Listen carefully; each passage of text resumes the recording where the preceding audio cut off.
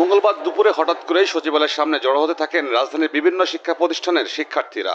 দাবি, মাইলস্টোনে বিমান দুর্ঘটনার মতো মানবিক বিপর্যয়েও এইচএসসি পরীক্ষা স্থগিতে গড়িমসির দায়ে শিক্ষা উপদেষ্টা ও শিক্ষা সচিবের পদত্যাগ। স্লোগানে প্রকম্পিত হয়ে ওঠে পুরো এলাকা। ফেস্টুন নিয়ে প্রতিবাদ জানাতে থাকেন তারা। বেলা বাড়ার সঙ্গে সঙ্গে বাড়তে থাকে শিক্ষার্থীর সংখ্যা। সচিবালয় ছাড়িয়ে আন্দোলন ছড়িয়ে পড়ে জিরো পয়েন্ট থেকে মৎস্য ভবন পর্যন্ত।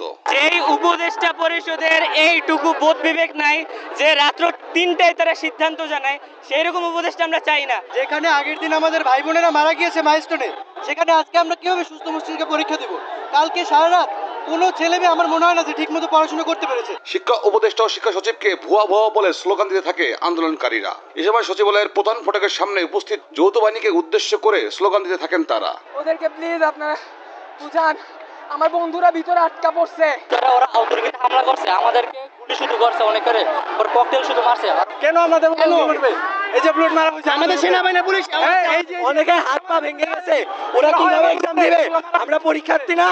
দুপুর ৩টার পর সচিবালয়ের প্রধান ফটক ভেঙে ঢুকে পড়েন বিক্ষুব্ধ শিক্ষার্থীরা। এ সময় সচিবালয়ের ভেতরে একাধিক গাড়ি ভাঙচুর চালান তারা। পরে যৌথ বাহিনী কঠোর অবস্থানে যায়। এক পর্যায়ে শিক্ষার্থীদের উপর লাঠিচার্জ ও সাউন্ড গ্রেনেড ছোড়ে আইনশৃঙ্খলা রক্ষাকারী বাহিনী। শিক্ষার্থীদের ভাঙচুরের কথা জানান সচিবালয়ের কর্মকর্তারা। এরা যদি লেখাপড়া করে কোনো চাকরি পায়, তাহলে এরা চুর উপর ডাকাতি দিব, সন্ত্রাস করে। এদের মতো ছাত্র আমাদের দেশের দরকার নেই। গেটটা ভেঙে ঢুকেই তারা গাড়ির মধ্যে হামলা করছে, তারপরে আর কয়েকজনের সাথে ধাক্কাধাক্কি করছে। আসলে ছাত্র হলে তো এগুলো তারা করতে পারবে। ভাঙচুরের সময় আমি তো আমার নিজের জীবন তো বাঁচাইতে হইব। গাড়ি হ্যাঁ তো কোন স্টেশনে কম মেরালায় ওই যে কাঠের দিয়ে আর কি, ইট কাঠের লাঠি এগুলো দিয়ে।